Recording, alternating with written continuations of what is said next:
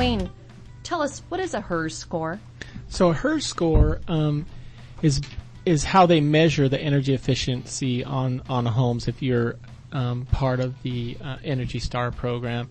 And I like to explain it like this. About 10, 15 years ago, the EPA wanted to make all of the homes across the whole country more energy efficient, and they launched their own incentive program to try to do that. And after a few years, they weren't able to accomplish what they wanted to do. And so they reached out to one of the old energy raters that was somewhat successful, and they said, hey, why were you able to make the houses more energy efficient and we weren't able to? And they said, listen, it's not just about insulation. Everybody just thinks it's about insulation, but it has to do with the things that are taking energy in the house. It's about air sealing the homes. It's about using the right kind of windows. It's about the water heater. It's about the HVAC system.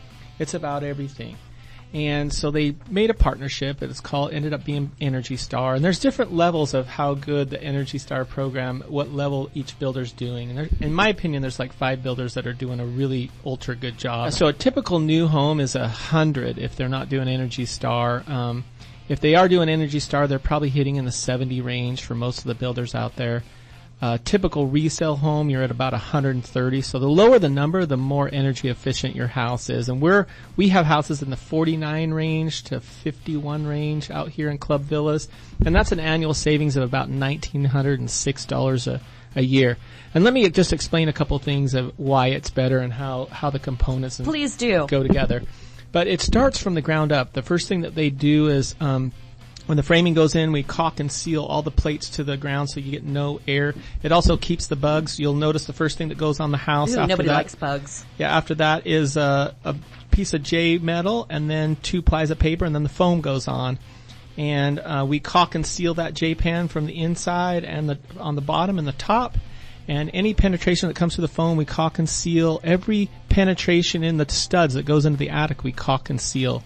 Everything that goes into the attic. If we have a drop ceiling, we're sheathing it on the attic side. Now that's that Tech Shield technology that you're using, right? So out here, we do it 2 different ways. So we use a Tech Shield that reflects 97% of the heat out of the attic. But out here, we're actually putting foam on the roof line. So it doesn't have to have any vents. And that's actually a little bit superior to actually using the Tech Shield. And so that's how we've got our numbers into the 40s.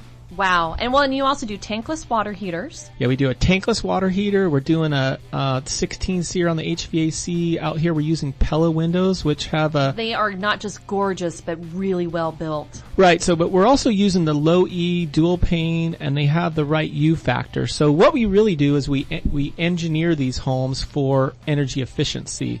And so we have to give them all the information, what kind of HVAC system we're using, quality all the way through. But anyway, we turn in basically what kind of HVAC system, the size of ducting with the R value, the sear that it has, the tankless gas water heaters that we're using, what kind of insulation we're using on the wall, the foam insulation on the roof line.